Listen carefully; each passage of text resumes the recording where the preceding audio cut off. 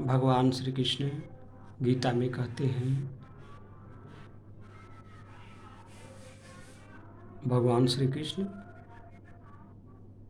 गीता में जो गाया है, उनका कहना है कि हर व्यक्ति के चित्त में उसके अपने अच्छे बुरे कर्मों के संस्कार के बीज छिपे हुए हैं।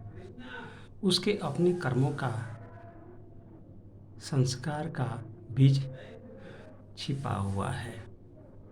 जैसा उसने किया है उसका फल प्राप्त करने के लिए उसके चित्त में संस्कार बना हुआ है। उसी संस्कार के अनुसार वह दुख और सुख को प्राप्त करता है। परंतु परमात्मा कहते हैं कि यदि वह अपने सुख और दुख को देने वाले जो संस्कार के बीज उसके चित्त में छुपे हुए हैं, यदि समूल वह दग्ध हो जाए यानी जलकर भस्म हो जाए तो वह निर्वीज अवस्था को प्राप्त करता है।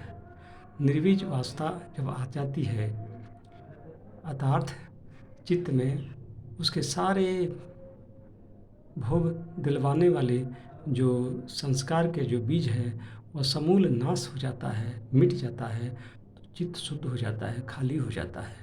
चित्त में पाप भी जीरो और पुण्य भी जीरो, यानी दोनों प्रकार की पाप और पुण्य की जो ढेरी है वो सारे ढेरी जल करके भस्म हो जाते हैं। तब वह चित्त में कुछ भी नहीं रहता, न पाप ही न पुण्य ही, तो उसे जन्म लेना ही नहीं पड़ेगा।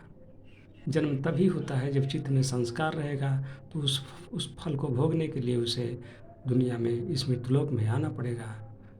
यदि वह उसके चित्त में यदि बुरे संस्कार एकत्रित हैं तो उसका फल भोगने के लिए उसे दुख भोगना पड़ेगा।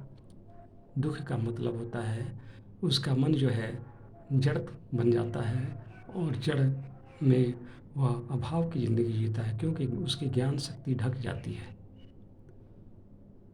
तम और रजगुण का प्रभाव कलमश कसाई वृत्तियाँ जो है इतनी तीव्र होती है कि वह उसका विवेक ही नाश हो जाता है, उसकी बुद्धि भ्रष्ट हो जाती है और वह व्यक्ति जो है जीवन में दुख भोगता है और सुख भोगता है तब जब उसके पुण्य उसके चित्त में एक्टिव हो जाते हैं।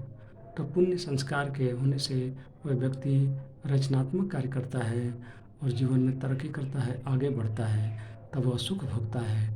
लेकिन परमात्मा कहते हैं मनुष्य को साधना के द्वारा अपने चित्त में सुख और दुख दिलाने वाले इन सारे संस्कारों को उतार दे इसी संसार में। जब चित्त खाली हो जाता है तब उसकी आत्मा स्वतंत्र हो जाती है, मुक्त हो जाती है और देह के बंधन से मुक्त होकर के परमात्मा में मिल जाती है। तो काम, क्रोध, मद, मोह, लोभ, ईर्ष्या, द्वेष, घृणा, अहंकार, ये देह के सारे विकार हैं। ये सारे विकार जब शून्य हो जाते हैं तब आत्मा स्वतंत्र होकर के परमात्मा में मिल जाती है। तो बंधन का कारण क्या है?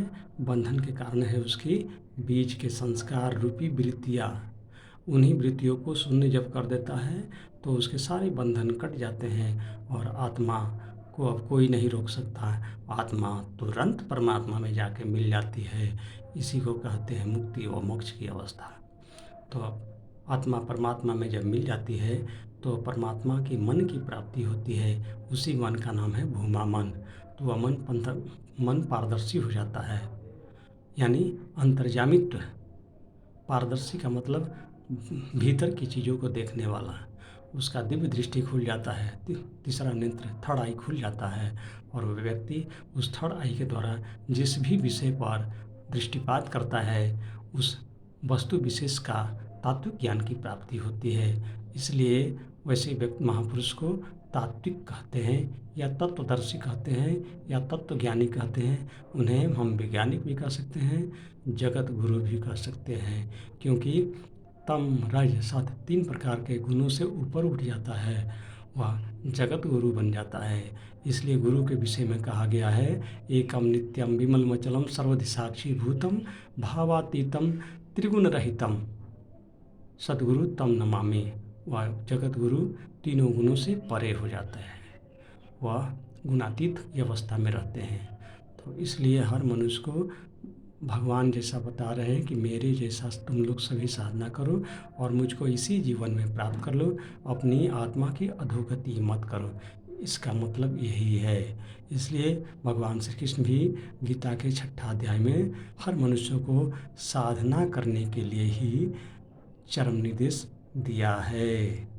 परमपिता बाबा की जय।